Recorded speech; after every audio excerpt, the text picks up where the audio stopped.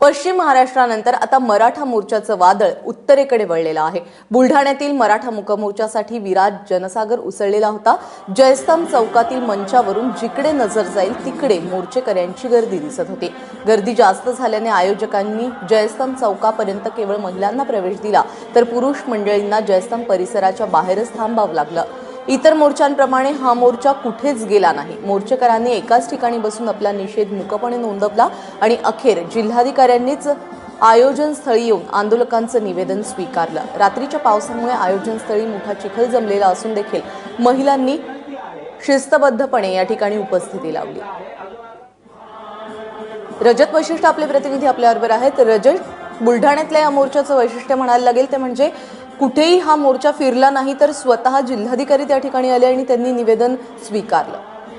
नक्कीच प्राजक्ता, इतर ठिकाणी जिथे जिथे मोर्चे आयोजित केले जात आहेत त्याच्यामध्ये मोर्चेकरी काही किलोमीटरचा अंतर पार करत नियोजित ठिकाणी पोहोचतात आणि त्याच्यानंतर मग त्या ठिकाणी मोर्चा विसर्जित होतो। मागण्यांचं निवेदन सर्वांसमोर मांडलं जातं आणि मग शासनाच्या हाती निवेदन जो आहे तो मोर्चेकऱ्यांकडून दिलं जातं। मात्र बुलढाणामध्ये जयस्तंभ चौकावरच सकाळपासून मोर्चेकरी जे आहे ते जमून बसलेले होते। लाखोंची गर्दी त्या ठिकाणी हळूहळू जमली आणि त्याच्यानंतर त्या ठिकाणी मंचावरून मुलींनी मराठा समाजाच्या ज्या व्यथा आहेत त्या सर्वांच्या समोर मांडल्या, मागण्या ज्या आहेत त्या सर्वांच्या समोर मांडण्यात आल्या आणि त्याच्यानंतर जिल्हाधिकारी त्याच ठिकाणी आले आणि त्याच्यानंतर त्यांनी मराठा मोर्चाचं जो निवेदन आहे, ज्या मागण्यांचं प्रतिवेदन आहे तो स्वीकारला। त्यामुळे एका प्रकारचा बैठा मोर्चा हा होता जो जयस्तंभ चौकापासूनच सुरू झाला आणि तिथेच त्याचं विसर्जन झाला। मात्र वैशिष्ट्य या मोर्चाचा जो सांगावा लागेल, लाखोंची गर्दी आणि त्याच्यामध्ये महिलांची लक्षणीय उपस्थिती या मोर्चामध्ये होती। प्राजक्ता, रजत, तुर्तास धन्यवाद या सगळ्या माहितीबद्दल।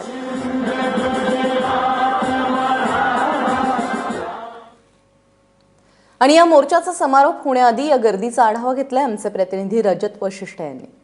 बुलढाणामधील मराठा क्रांती मूक मोर्चामध्ये भरघोस अशी गर्दी पाहायला मिळत आहे। बुलढाणामधील जयस्तंभ चौकामध्ये सध्या मराठा मोर्चा जो आहे तो येऊन थांबलेला आहे आणि तुम्ही पाहू शकता की किती मोठ्या प्रमाणावर या ठिकाणी लोकांनी गर्दी केलेली आहे। लाखोंच्या संख्येने बुलढाणा जिल्ह्यातून आणि परिसरातून लोक या ठिकाणी पोहोचलेले आहे आणि या मोर्चाची वैशिष्ट्य म्हणजे की महिलांची संख्या या संपूर्ण मोर्चामध्ये लक्षणीय आहे।